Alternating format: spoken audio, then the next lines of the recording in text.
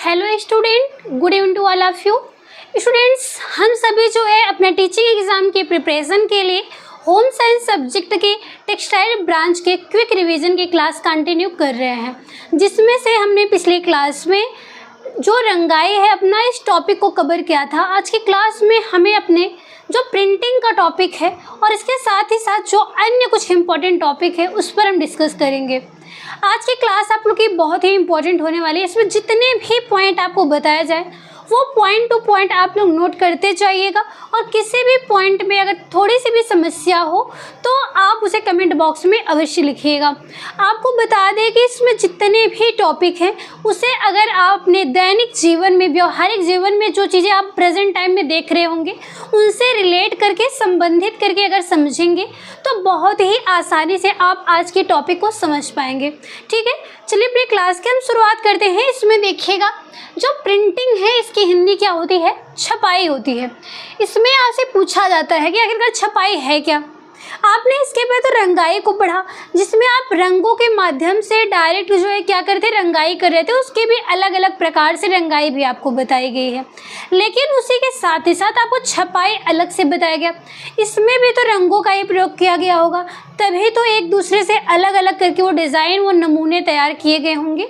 लेकिन यहाँ पे ये डिफरेंट देखिएगा कि ये जो छपाई है ये अधिकतर बुने हुए वस्त्रों पर विभिन्न आकृति व डिज़ाइन के अनुरूप चित्र इसमें बनाया जाता है।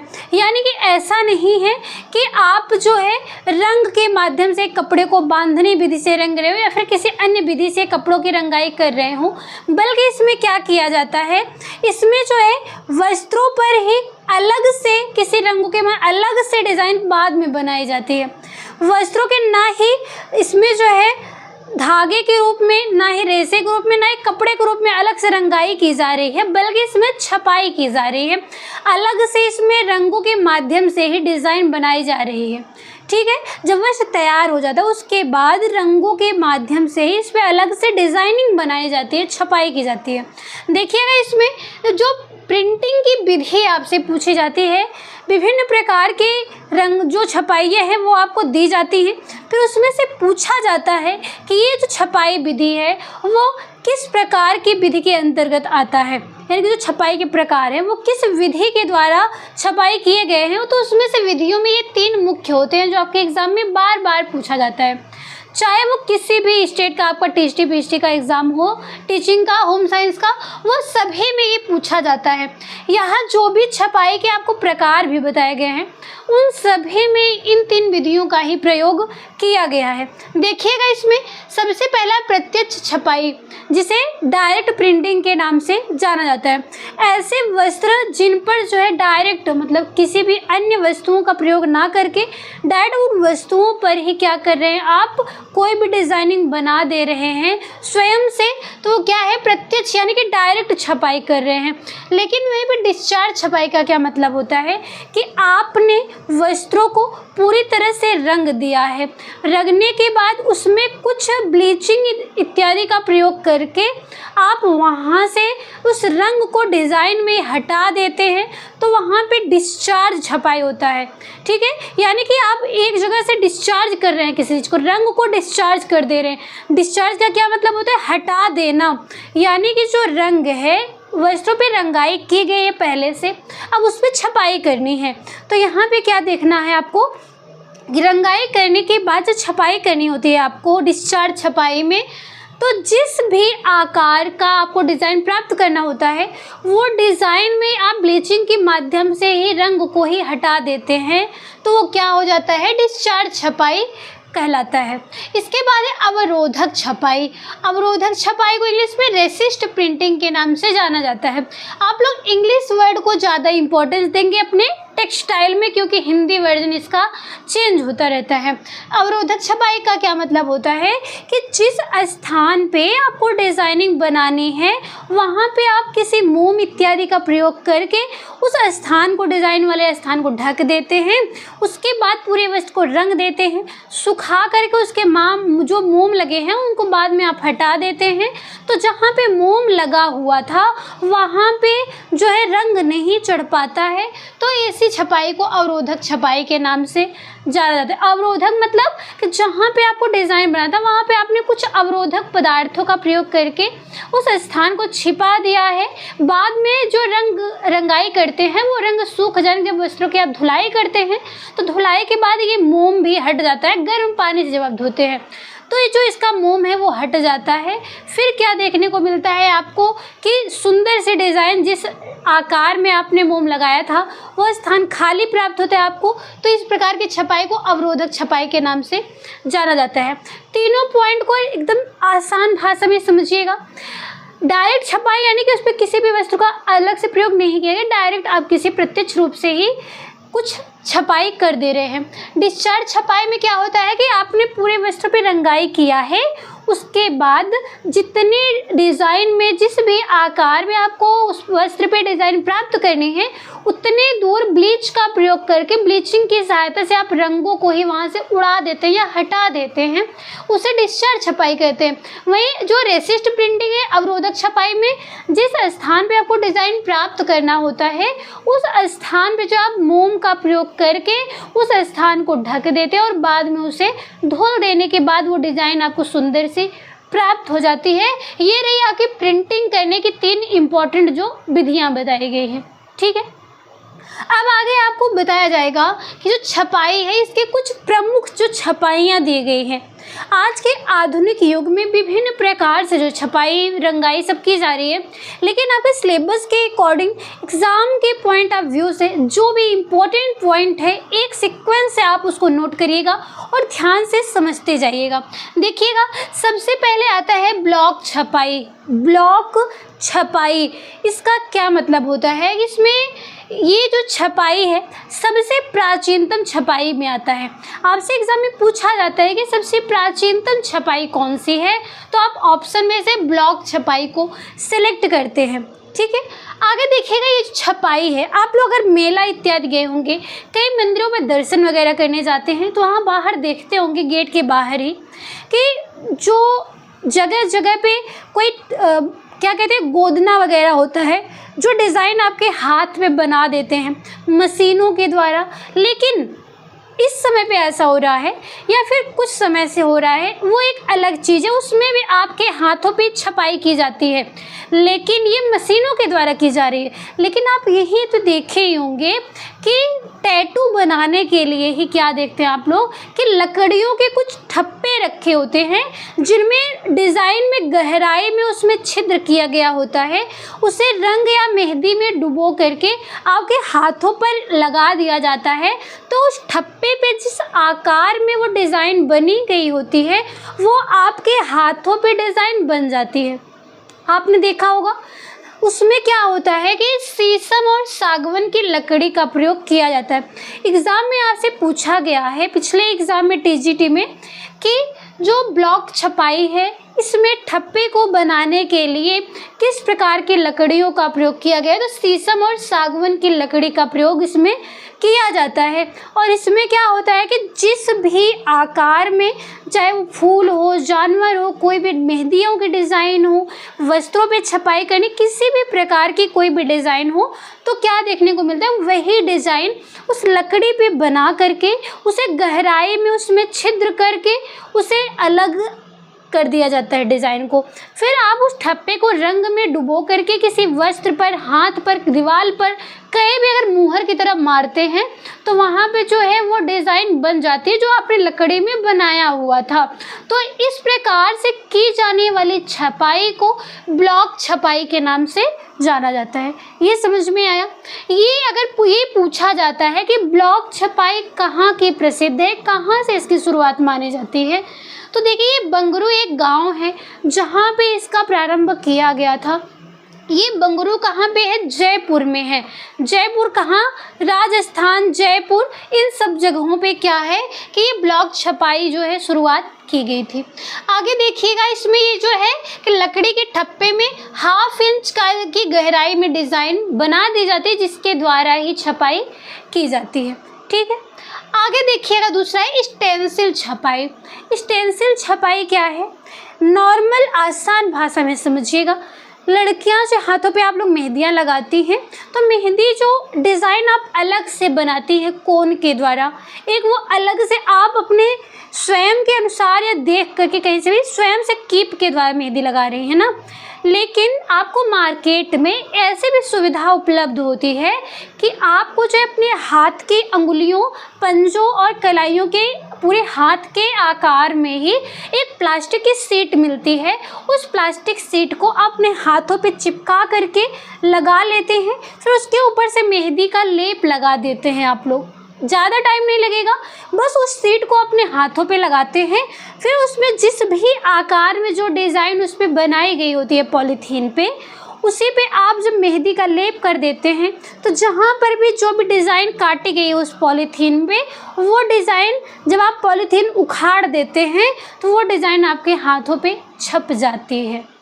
ये बात आप लोग समझ रहे हैं, देख भी रहे हैं। आप अगर नहीं देखे हैं तो सर्च करके देखिएगा कि स्टेंसिल जो मेहंदी की छपाई के लिए आती है वो कैसी होती है। आप लोग देखे होंगे कि दीवार आदि पे जो है छपाई करने के लिए आजकल जो ज़्यादातर जैसे वाइट कलर की पूरी दीवार है, आप उसे तितलियाँ, घोड़े, पंछी कोई भी चित्र बनाना चाहते हैं तो स्टेंसिल का प्रयोग करते हैं। स्टेंसिल जो प्लास्टिक शीट है, गत्ता है, कागज़ है, किसी भी चीज़ का आप प्रयोग कर रहे हैं, प्लास्टिक, कागज़, गत्ते आदि की शीट पर जो डिज़ाइन काट कर कपड़े पे रख करके उसके ऊपर से रंग लगा दिया जाता है, तो उसे क्या कहते हैं, स्टेंसिल छपाई के नाम से जाना जाता है। ये छपाई जो है जापान की फेमस मानी गई है। ठीक है, अगला है स्प्रे या फिर एयर ब्रश छपाई। इसमें जो स्प्रे के माध्यम से छपाई की जाती है, विभिन्न प्रकार के स्प्रे मार्केट में उपलब्ध है जिनके माध्यम से दीवारों पे, कपड़ों पे छपाइयाँ की जाती हैं। और इसमें जो है ज़्यादातर ये जैकार्ड बुनाई, जो आपको इसके पहले वाले टॉपिक में बताया गया है बुनाई में, तो जैकार्ड बुनाई के बने हुए वस्त्रों पर एयर ब्रश के द्वारा डिज़ाइन छापी जाती है। इसके बाद है इसमें अधिक समय भी लगता है और अधिक श्रम भी लगता है। अगली छपाई है आपकी द्विपक्षीय छपाई। द्विपक्षीय छपाई में क्या होता है कि दोनों तरफ जो छपाई की जा रही है वस्त्रों पे, एक साथ में ही वस्त्रों के दोनों साइड, आगे की साइड और पीछे की साइड, यानी कि जो वस्त्र है उस पर दोनों ही तरफ छपाई की जा रही है और एक साथ में की जा रही है, तो ये द्विपक्षीय छपाई ये मशीन के द्वारा की जाती है। इसके बाद है ब्लॉच छपाई। ब्लॉच छपाई का क्या मतलब होता है कि जो भी वस्त्र जिस भी रंग का आपको लेना है, मान लीजिए ये बोर्ड है वाइट कलर में, तो ये वाइट कलर जो है आपका, मान लीजिए कोई वस्त्र हो गया, अब इस पे आपको कोई भी फूल पत्ती कुछ भी बनानी है, एक कोई भी डिज़ाइन में आपको नमूने बनाने हैं, तो यहाँ आप क्या देखेंगे कि जो ये फूल पत्ती आप बना रहे हैं, यहाँ पे ये चीज़ें देखिएगा नॉर्मल ऐसे कोई भी डिज़ाइन आपको अगर बनानी है तो वो डिज़ाइन और ये पीछे का जो बैकग्राउंड है ये एक साथ में ही आप क्या करते हैं, रंगाई करके और डिज़ाइन भी साथ में ही बनाते हैं, तो ये ब्लॉच छपाई के नाम से जाना जाता है। देखिए जैसे मशीन द्वारा डिज़ाइन बनाई जाती है और पृष्ठभूमि भी एक साथ ही बनाई जाती है।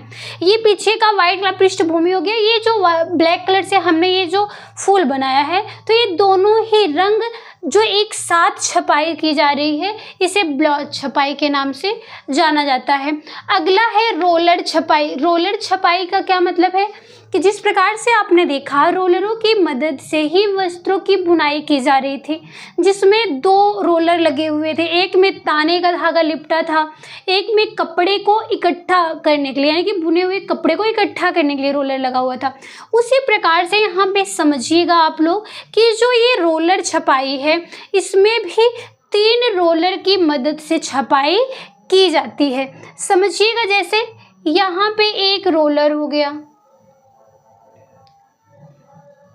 फिर इसके बाद दूसरा रोलर है। ये हालांकि इतने दूर नहीं होते, लेकिन आपको समझाने के लिए हमने इतना दूर बनाया है इसे। ये एकदम गोल होता है, ये थोड़ा सा हमने टेढ़ा भले बना दिया। रोलर आप लोग देख रहे हैं, मान लीजिए वो गोल आकार में है, तो 3 जो रोलर है इसमें से एक है जिसपे वस्त्र लगा हुआ है, ठीक है, एक रोलर है जो वस्त्र लगा हुआ है पहले रोलर पे, और दूसरा रोलर है जिस पे डिज़ाइन बनी हुई है। ठीक, इसके बाद है रंग हेतु, ये जो तीसरा है इस पे रंग लगा हुआ है। ठीक है, पहले जो रोलर है उस पे वस्त्र है, दूसरा रोलर पे डिजाइन, तीसरे रोलर पे रंग लगा हुआ है। जब ये एक दूसरे से सटे हुए होंगे तो जब ये घूमना प्रारंभ करेंगे तो एक दूसरे पे सटते हैं। जैसे ये वस्त्र वाला जब जो है ये रोलर घूमता है तो इस पर आता है, इस रोलर पर जब आएगा तो इस पे पहले से डिजाइन कुछ बनी हुई है। उस डिजाइन में ही क्या है कि इस पे जो है डिजाइन उस कपड़े पे बन जाती है जिस डिजाइन पे छपाई करनी है। इन दोनों पर ही क्या है डिजाइन बनी हुई है। दोनों पे, एक पे रंग लगा हुआ है और एक पे रंग नहीं लगा, सिर्फ डिजाइन बनी हुई है। तो जब ये घूमता है इस पर आता है तो यहाँ उस वस्त्र पे डिजाइन बन जाती है और उसी डिजाइन में ही रंग लगने के लिए जो तीसरा रोलर घूमता है तो उसी डिजाइन पे जो है रंग लग जाता है। तो इस प्रकार से जो छपाई की क्रिया वो बहुत ही आसान और कम समय में हो जाती है। तो ये जो रोलर छपाई है इसमें 3 रोलरों की मदद से छपाई की जाती है। एक रोलर वस्त्र के लिए, दूसरा डिजाइन के लिए और तीसरा रंग के लिए प्रयोग किया जाता है। इतना समझ में आया आप लोग को? एक एक पॉइंट को आप लोग ध्यान से बस समझते जाइएगा। अगला है स्क्रीन छपाई। स्क्रीन छपाई का क्या मतलब होता है कि एक कोई आपके पास फ्रेम बना हुआ है। ठीक है, देखिए इस प्रकार से कोई भी आपके पास फ्रेम है, उस फ्रेम में जो है आपने नायलॉन के बने हुए कपड़े को तान करके खींच करके लगा दिया है। ठीक है, खींच करके इसे फ्रेम में आप सेट कर देते हैं। इसके बाद चौक या डिजाइन से, इस पर चौक से कोई भी आप डिजाइन मान लीजिए बना दे रहे हैं। ठीक है, इस प्रकार से कोई भी डिजाइन आपने बनाया। जहाँ रंग नहीं लगाना है वहाँ पर मोम का प्रयोग करते हैं। देखिएगा ये हमने जो है डिजाइन बना लिया। देखिए ये 3 फूल हमने बनाया और मान लीजिए हमारा क्या है, कोई रुमाल हम बना रहे हैं इतने छोटे से वस्त्र पे। अब क्या हम करेंगे कि हमें जो है ये पीछे वाला जो ये खाली भाग है इसको कलर करना है और ये जो फूल बना हुआ है इसको कलर नहीं करना है, इसको वाइट कलर में ही रखना है।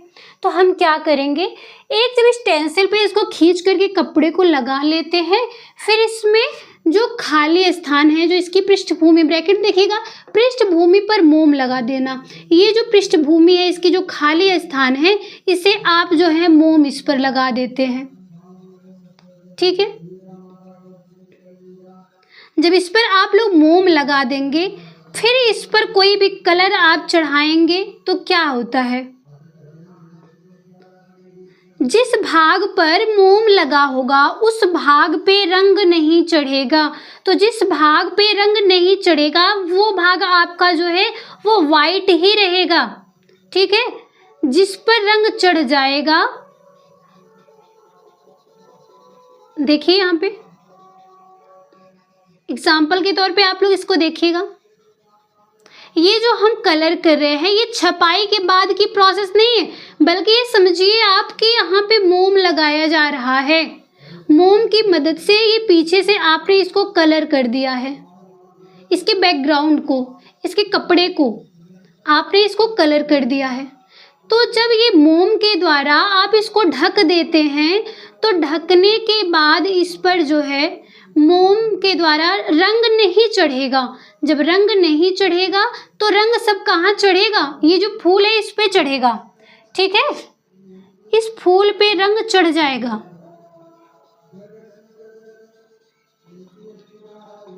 देखिए इसको, ये चीज आपको समझ में आया कि जो फूल है इसी को हमें कलर करना है। तो हमने पीछे वाले को क्यों रंगा, ये पीछे वाले को हमने रंगा नहीं है बल्कि इस पे मोम लगा दिया गया है। जब पृष्ठभूमि पे हम मोम लगा देते हैं इस प्रकार से और जो डिज़ाइन हमें बनानी है उस डिज़ाइन को हम खाली छोड़ते हैं। अब इस पर कोई भी रंग, वाइट कलर का, ब्लू कलर का, समझ लिए कोई भी रंग जब हम इस पे लगा के चढ़ाते हैं, ठीक है, इस पे जब हम कोई भी रंग चढ़ा देते हैं तो आपका क्या हो जाता है, कोई भी रंग चढ़ाएंगे तो वो जो रंग चढ़ेगा वो इसी फूल पे ही चढ़ जाएगा। ये बात समझ में आई आपको? इसमें जो पृष्ठभूमि पर मोम लगाते हैं ये चीज़ आपने देखा। इसके बाद देखिएगा बाटिक छपाई आती है। ये जो स्क्रीन छपाई है, बाटिक छपाई है, दोनों में बस इतना डिफरेंट है कि जो पृष्ठभूमि को रंग रहे हैं आप, ये स्क्रीन छपाई में आप इसके बैकग्राउंड को मोम से रंग दे रहे हैं। इसके जो पृष्ठभूमि इस पर आप मोम लगा रहे हैं, लेकिन बाटिक छपाई में आप क्या करते हैं, बाटिक छपाई ये फिगर के माध्यम से भी आप समझ रहे हैं, तो इसको भी आप अच्छे से देखिएगा। इसमें भी हमने फूल को ही बनाया। अब इसमें हम क्या करेंगे ना, जिस भी डिज़ाइन में हमें प्राप्त करना है, जो डिज़ाइन हमें प्राप्त करनी है, उस डिज़ाइन में हम इस पर मोम लगा लेंगे।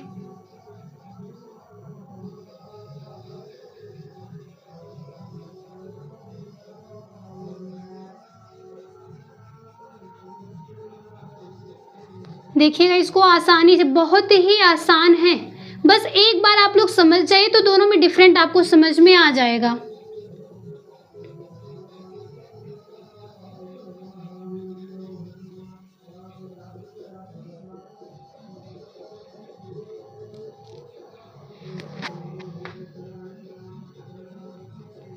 यानी कि जो भी डिज़ाइन आपको प्राप्त करनी है, उस डिज़ाइन वाले स्थान पे आप मोम लगा देते हैं। उसके बाद इसके पीछे वाले भाग को आप खाली छोड़ देते हैं। अब दोनों में ये आप अंतर समझिएगा। स्क्रीन छपाई में आपने पीछे वाले बैकग्राउंड पे मोम लगाया है, तो पीछे वाले बैकग्राउंड पे कलर नहीं चढ़ेगा, सिर्फ और सिर्फ फूल पे चढ़ेगा। तभी इसको जब आप धुलेंगे सुखाने के बाद तो ऐसा फिगर प्राप्त होगा। लेकिन वहीं पे जब आप बाटिक छपाई करते हैं तो इसमें आप फूल वाले स्थान को, डिज़ाइन वाले स्थान को मोम से ढक देते हैं। फिर इसको आप क्या करेंगे, इसको आप अच्छे से सुखा देते हैं। मोम लगाने के बाद जब इसको आप सुखा देंगे, मोम सूख जाएगी अच्छी तरह से, तो इसके स्थान मोम सूख दरार सा पड़ जाएगा। जब इसे दरार पड़ जाएगी, मोम थोड़ा थोड़ा फटने लगेगा, तब आप इस पर जब रंग का प्रयोग करके रंग इस पर चढ़ाते हैं और जब रंग सूख जाता है फिर आप उस मोम को हटाते हैं, तो जहाँ जहाँ पे ये दरार पड़ी हुई है कहीं कहीं पे रंग चढ़ता है, बाकी और स्थान पे रंग नहीं चढ़ता। सिर्फ ये जो खाली स्थान है इन्हीं पे रंग चढ़ता है। तो धोने के बाद इसको जो है आपको इस प्रकार का वस्त्र प्राप्त होता है।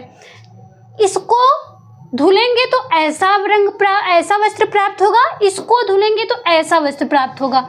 ये हो गया आपका स्क्रीन छपाई और ये हो गया बाटिक छपाई। ये छपाई करते समय आप ऐसा पाएंगे, लेकिन जब आप इसको धुल देते हैं तो ये एक दूसरे के अपोजिट हो जाएंगे। ठीक है, इसको आप धुलेंगे सुखाने के बाद तो इसके जैसा प्राप्त होगा, इसे धुलेंगे सुखाने के बाद तो इसके जैसा फिगर प्राप्त होगा। ठीक है, क्योंकि ये जो कलर करके आपको बताया गया, इस स्थान पे मान लीजिए मोम लगा हुआ है। समझ में आपको? आगे देखिएगा, अगला है डिस्चार्ज छपाई। डिस्चार्ज छपाई का क्या मतलब है कि इसमें जो नमूने वाले स्थान पर ब्लीच द्वारा रंग को हटा लिया जाता है। जैसे आप ये समझिएगा, जिस प्रकार से मैंने आपको स्क्रीन छपाई और बाटिक छपाई बताया, उसी प्रकार से देखिएगा। मान लीजिए ये कोई आपका वस्त्र है, ये आपका वस्त्र है, इसका कलर क्या है, वाइट है, ये वाइट कलर है। लेकिन आपको जो है इस पे किसी और कलर का क्या प्राप्त करना है, डिजाइन प्राप्त करनी है, नमूने प्राप्त करने। डिस्चार्ज छपाई में ये आपका वाइट कलर है, लेकिन वाइट कलर पूरा आपने रंग तो दिया है, इसमें ज़्यादातर आपको ये देखने को मिलता है कि पूरा जो वस्त्र है ये रंगीन होता है। ये पूरा वस्त्र रंगीन होगा। फिर आपको जो है जो भी डिज़ाइन प्राप्त करनी होती है, उस डिज़ाइन के आधार पे आप ब्लीच के मदद से उस पे, जिस प्रकार से आप ठप्पे का प्रयोग करके छपाई कर रहे थे, उसी प्रकार से रोलरों की भी मदद से आप उस स्थान पे जहाँ डिज़ाइन प्राप्त करनी है वहाँ ब्लीच की मदद से, यहाँ देखिएगा, ब्लीच की मदद से आप यहाँ के रंग को हटा देते हैं। देखिएगा,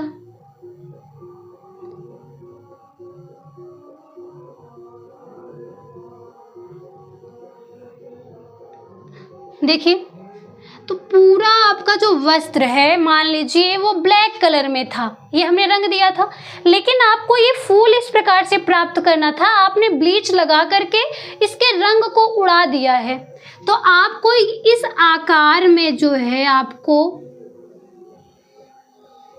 फूल प्राप्त हो गया ना। ये आपने ब्लीच की मदद से इस रंग को हटा दिया है। ये कौन सी छपाई है? डिस्चार्ज छपाई है। बात समझ में आई? यहाँ पे हमने आपको डिजाइन समझाने के लिए अलग से किनारा बना करके दिखाया है, जबकि इसमें इस प्रकार से होता नहीं है, क्योंकि इसे ब्लीच की मदद से बस उस जिस डिजाइन में जो डिजाइन आपको प्राप्त करी उस डिजाइन में आपको यहाँ से ब्लीच लगा के उस डिजाइन को हटा देना है, उस रंग को छुड़ा देना है। ठीक है, ये हो गया आपका डिस्चार्ज छपाई। नमूने वाले स्थान पर ब्लीच द्वारा रंग को हटा दिया जाता है। ये क्या है? डिस्चार्ज छपाई। डिस्चार्ज छपाई। इसके बाद है स्थानांतरण छपाई। स्थानांतरण छपाई वाले टॉपिक को हमने आपको रंगाई में भी बताया कि स्थानांतरण में क्या होता है कि किसी भी एक स्थान पे रंगाई की जाती है, फिर उसको ले जा करके किसी दूसरे स्थान पे आप उसको अच्छे से लगा के उस स्टिकर को उखाड़ लेते हैं। जैसे हमने आपको च्युइंगम वाले स्टिकर का एग्जाम्पल दिया था, वही चीज़ यहाँ पे स्थानांतरण छपाई के अंतर्गत आती है कि उस पर अलग से डिज़ाइन बनाई गई होती है। आप किसी भी स्थान पर उसको रख करके उखाड़ देते हैं, फिर क्या होता है, दबाव देने के बाद वो डिज़ाइन उस स्थान पे बन जाती है। वो चाहे किसी दीवार पे हो, किसी भी वस्त्र पे हो, कहीं पर भी आप उसका प्रयोग कर सकते हैं। तो ये हो गया आपका पूरा का जो जितना भी छपाई से संबंधित टॉपिक था उसको यहाँ पे बता दिया गया है। छपाई के बाद इसी में अपना अगला टॉपिक है शुष्क धुलाई, यानी कि जो भी वस्त्र आप धुलते हैं नॉर्मल साबुन के प्रतिक्रमक के द्वारा, एजेंट के द्वारा, इसमें आपको जो है नॉर्मल तो आप जान ही रहे कि सोडी साबुन में इसमें सोडियम बाइकार्बोनेट का प्रयोग किया गया होता है। इसके अतिरिक्त जब आप जो कोई कीमती वस्त्र होता है, महंगे और वजन वस्त्र होते हैं, जो जिसमें बहुत ही ज़्यादा परिसज्जाएं की गई होती है, जिसपे नॉर्मल धुलाई करने पर बुरा प्रभाव पड़ता है, इसलिए उन वस्त्रों पर जो है शुष्क धुलाई का प्रयोग किया जाता है। तो ये आपको पढ़ना है कि इसमें किस प्रकार के जो प्रतिक्रमकों का प्रयोग किया जा रहा है और किस प्रकार से दाग धब्बों को छुड़ाया जाता है। यहाँ से क्वेश्चंस बहुत ही ज़्यादा आपके एग्जाम में पूछे जाते हैं। देखिएगा, इसमें वसा घोलकों व वसा शोषकों का प्रयोग किया जाता है। कुछ ऐसे एजेंट कैसे प्रयोग किया जाता है कि जो वस्त्रों पे लगे हुए दाग धब्बों के साथ जो है उनको घोल देता है, घोल करके छुड़ाता है। और कुछ ऐसे भी होते हैं धुलाई करने वाले प्रतिक्रमक जो अपने आप में उस दाग धब्बों को छुड़ा लेते हैं, यानी कि अवशोषित कर लेते हैं अपने आप में। ऐसे जो है कुछ प्रतिक्रमकों का प्रयोग किया जाता है। इसमें महंगे व वजन वाले जो वस्त्र होते हैं, इनके साथ ही साथ इसमें जो रेशमी और ऊनी वस्त्र होते हैं खास करके, इन सभी के लिए शुष्क धुलाई का ज़्यादातर प्रयोग किया जाता है। लहंगे इत्यादि देखते होंगे आप लोग, जो महंगे महंगे सूट वगैरह होते हैं, उन सभी के लिए क्या होता है, जिसमें बहुत ही ज़्यादा स्टोन जरी वर्क, इसके साथ साथ बहुत ही वजन वर्क किया गया होता है, उन सब की धुलाई के लिए आप नॉर्मल साबुन और ब्रश रगड़ रगड़ के तो साफ नहीं करते हैं, बल्कि उनको ड्राई वॉश के लिए, ड्राई क्लीनिंग के लिए दिया जाता है। तो इसमें देखिएगा ड्राई क्लीनिंग जो है मुख्य रूप से वो दो प्रकार से की जाती है।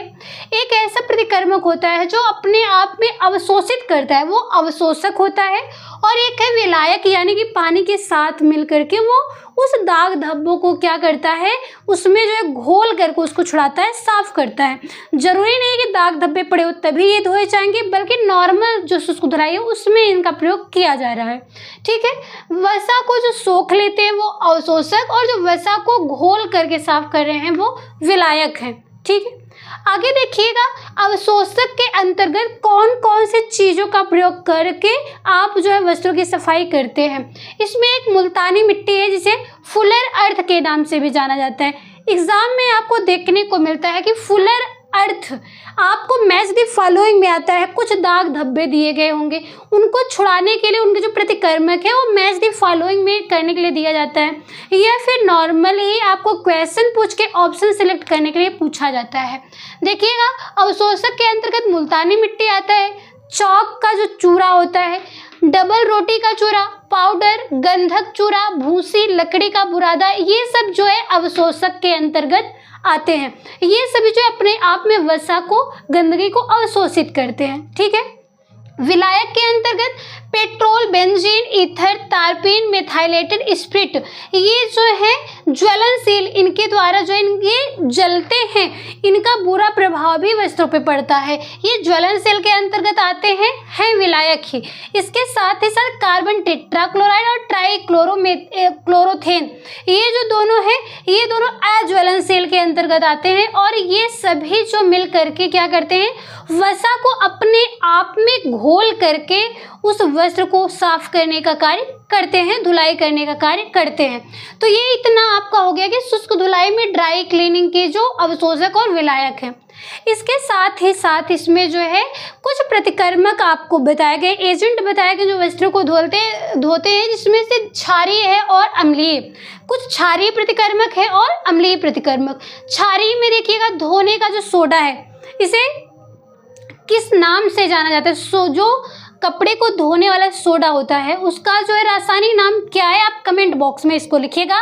अभी इसके पहले हमने आपको बताया भी, ठीक है। धोने का सोडा, बोरेक्स, अमोनिया, ये सभी जो है क्षारीय प्रतिकर्मक के अंतर्गत आते हैं। ये ज़्यादातर सेल्यूलोजिक जो रेशे से बने हुए वस्त्र हैं उन पे प्रयोग किया जाता है। इसके बाद अम्लीय एजेंट है, जो देखिए ऑक्जेलिक एसिड व ओलिक एसिड, ये दोनों जो है प्रतिकर्मक, ये अम्लीय प्रतिकर्मक के अंतर्गत आते हैं। इनमें से जो ऑक्जेलिक एसिड है, इसका प्रयोग जंग व फल, इन सब के दाग धब्बे अगर लगते हैं उनको छुड़ाया जाता है ऑक्जेलिक एसिड के द्वारा, और ओलिक एसिड का प्रयोग सूती वस्त्रों पर चिकनाइयों को दूर करने के लिए प्रयोग किया जाता है। ये प्रतिकर्मक में क्षारीय और अम्लीय आपको समझ में आ गया होगा। आगे देखिएगा, ये प्रतिकर्मक में ही एक आपको पढ़ना होता है ब्लीचिंग, यानी कि ब्लीच जब आप करते हैं वस्त्रों पे तो पूरी तरह से रंग उड़ जाता है। कोई दाग धब्बा हो या फिर कोई भी ऐसा रंगीन वस्त्र हो, अगर उस पर भी गिर जाता है तो भी वस्त्र का रंग जो है वो छोड़ देता है। आपको इसके पहले भी छपाई में भी बताया गया, डिस्चार्ज छपाई, जिसमें से आप रंगों को हटा रहे थे ब्लीचिंग की मदद से, फिर डिजाइन बना रहे थे। वही चीज इसे ब्लीचिंग प्रतिकर्मक में देखिएगा, इसमें जो है दो प्रकार का प्रतिकर्मक होता है, एक ऑक्सीडाइजिंग होता है और दूसरा रिड्यूसिंग होता है। ऑक्सीडाइजिंग जो है वो विरंजक है और रिड्यूसिंग जो है वो अपचयन होता है। इसमें देखिएगा सूती और लिनन के लिए अगर कोई ऐसा वस्तु है, कोई वस्त्र है जो सूती या फिर लिनन का बना हुआ है, तो वो सोडियम हाइपोक्लोराइड के द्वारा धुलाई की जाती है। सिल्क या शिफॉन या फिर जॉर्जेट का अगर बना हुआ है, उसे सोडियम परबोरेट का प्रयोग किया जाता है उस पे। जानता हुआ सेलुलोजिक का बना हुआ है तो हाइड्रोजन पेरोक्साइड का प्रयोग किया जाता है। भूरे रंग का अगर कोई दाग धब्बा पड़ा हुआ है वस्त्रों पे तो उसके पोटेशियम परमैंगनेट का प्रयोग किया जाता है। एग्जाम में आपको सेम टू सेम इसी प्रकार से पूछा जाता है, मैच द फॉलोइंग में पूछा जाता है, या फिर अलग से इसमें से दे करके पूछा भूरे रंगों को छुटाने के लिए किस प्रकार के ब्लीचिंग प्रतिकर्मक का प्रयोग किया जाता है। सिल्क, शिफॉन, जॉर्जेट के लिए किस प्रकार के ब्लीचिंग प्रतिकर्मक का प्रयोग किया जाता है। तो ये एक एक पॉइंट को आप अच्छे से इसको नोट करके इसको रट लीजिए एकदम से। बहुत ही ज्यादा यहाँ से क्वेश्चंस आपके एग्जाम में पुटअप किए जाते हैं। ठीक है, आगे आपको ये पढ़ना है दाग। दाग का मतलब इंग्लिश में इसको स्टेन के नाम से जाना जाता है। जो आपके वस्त्र हैं उनके रख रखाव को भी तो आपको वस्त्र विज्ञान में पढ़ना है। तो जब आप वस्त्र तैयार कर लिए, परिसज्जा कर लिए, रंगाई छपाई सब कुछ कर लिए हैं, अब आपको क्या करना है कि उनको रख रखाव के लिए दाग धब्बे, शुष्क धुलाई, ये सब तो पढ़ना ही था। तो इसमें जब आपके वस्त्र पे दाग पड़ जाता है तो किस प्रकार के दाग को छुड़ाने के लिए किस प्रकार के प्रतिकर्मकों का प्रयोग किया जाता है, आपके एग्जाम में ये सारी चीजें पूछी जाती हैं। अभी इसके पहले 2024 में जो एग्जाम आपका ऑफलाइन हुआ था, नेट का एग्जाम जो पेपर कैंसिल हो गया था, उसमें जो एक एग्जाम में पूछा गया था आपसे जो है, जो आपका नील पेंट होता है, इन सब के दाग छुड़ाने के लिए किस प्रकार के प्रतिकर्मक का प्रयोग किया जाता है। ठीक है, तो यहाँ पे जो आपको बताया गया बहुत ही इंपॉर्टेंट है, आप इनको ध्यान से एक एक पॉइंट को नोट कर लीजिएगा। देखिएगा, प्राणिज अगर कोई दाग है, प्राणिज दाग का मतलब होता है ऐसे कुछ खाद्य पदार्थ, ऐसी चीजें, ऐसी वस्तुएं जो हमें जानवरों से प्राप्त होने वाली होती हैं, अगर उनके द्वारा कोई दाग धब्बा वस्तुओं पर पड़ता है, जैसे दूध हो गया, रक्त हो गया, अंडा, मांस, मछली, इन सभी का अगर कोई भी दाग वस्त्रों पे पड़ता है तो उसे छुड़ाने के लिए ठंडे पानी, नमक और साबुन का प्रयोग किया जाता है। ठीक है, अगला है वानस्पतिक। वानस्पतिक का जो क्या मतलब है कि वनस्पतियों से लगने वाले दाग धब्बे, जैसे चाय, कॉफी, शराब, ये सब तो आपको वनस्पतियों से ही प्राप्त होते हैं। तो इनका अगर कोई भी दाग धब्बा आपके वस्त्रों पे पड़ जाता है, उसे छुड़ाने के लिए सोडा का प्रयोग किया जाता है और अमोनिया का प्रयोग किया जाता है। अगला है चिकनाई युक्त। चिकनाई के अंतर्गत घी, तेल, डालडा, इस प्रकार से कोई भी चिकनाई युक्त अगर कोई भी दाग पड़ा हुआ है वस्त्रों पे, उसके लिए फुलर, अर्थ या और अवशोषक का प्रयोग किया जाता है। इसके पहले आपको ये अवशोषक में ये चीजें बताई गई कि वसा को सोखने वाली जो वस्तुएं हैं, प्रतिकर्मक है, उनका प्रयोग आप कर रहे थे। तो वही यहाँ पे चिकनाई को दूर करने के लिए फुलर, अर्थ यानी कि मुल्तानी मिट्टी या फिर कोई भी अवशोषक युक्त जो है जो प्रतिकर्मक है, उनका प्रयोग करके आप दाग धब्बे छुड़ाते हैं। इसके बाद एक खनिज। खनिज से प्राप्त जैसे स्याही हो गया, कोई जंग लग रहा है वस्त्रों पे, तो उनको छुड़ाने के अम्लीय घोलक और दूध का प्रयोग किया जाता है। एग्जाम में आपसे टीजीटी में पूछा गया है कि जो स्याही है, इसके दाग को छुड़ाने के लिए किसका प्रयोग किया जाता है, तो ऑप्शन में आपको दूध बताया गया था। ठीक है, आगे है पसीना। जो मानव के शरीर से निकले जो पसीना है, उसका अगर दाग धब्बा पड़ता है, कपड़ों पे पीलापन पड़ता है, तो उसमें उसे छुड़ाने के लिए अमोनिया व ठंडे पानी का प्रयोग किया जाता है। इसके बाद झुलसने का दाग। कोई भी वस्त्र इत्यादि है, अगर वो जल जाता है, उसके आसपास जो है दाग पड़ जाते हैं, धब्बे पड़ जाते हैं, उन्हें छुड़ाने के लिए बोरेक्स व अमोनिया का प्रयोग किया जाता है। इसके बाद एक क्लोरोफिल युक्त। देखिएगा, वनस्पतियों को अलग रखा गया था और क्लोरोफिल यानी कि घास जो है उन पे अगर दाग पड़ते हैं उसको अलग करके बताया गया है। क्लोरोफिल युक्त अगर कोई भी दाग पड़ रहा है पत्तियों का, घास का, उन्हें छुड़ाने के लिए नॉर्मल साबुन का प्रयोग किया जाता है और इसके साथ साथ मिथिलेटेड स्पिरिट का या मिथाइल युक्त स्पिरिट का प्रयोग किया जाता है। इसके बाद है लिपस्टिक का अगर दाग पड़ता है तो इसमें भी चिकनाई होती है। इसके लिए बेंजीन, पेट्रोल, इन सभी का प्रतिकर्मक का प्रयोग करके दाग धब्बों को छुड़ाया जाता है। तो ये आज की क्लास में हमने दाग धब्बों को ही बता दिया। ब्लीचिंग प्रतिकर्मक, यहाँ से बहुत ही ज़्यादा क्वेश्चंस आपके एग्जाम में पुटअप किए जाते हैं। आप इनका स्क्रीनशॉट भी ले सकते हैं और इसके साथ साथ इसको नोट करके आप खुद से स्वयं का नोट्स अगर बनाएंगे तो बहुत ही आसानी से ये सारी चीज़ें आपको याद हो जाएंगी। यहाँ पे शुष्क धुलाई के बारे में आपको बताया गया।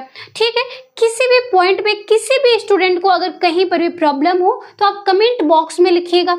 आज की क्लास आप लोगों की बहुत ही इंपॉर्टेंट थी, एक भी पॉइंट को आप मिस नहीं करेंगे, पॉइंट टू पॉइंट नोट करेंगे, अपना नोट्स बनाएंगे, रिवीजन करेंगे और अपनी तैयारी कंटिन्यू करते रहेंगे। आपकी क्लास जो है शाम को 7 बजे चलती है।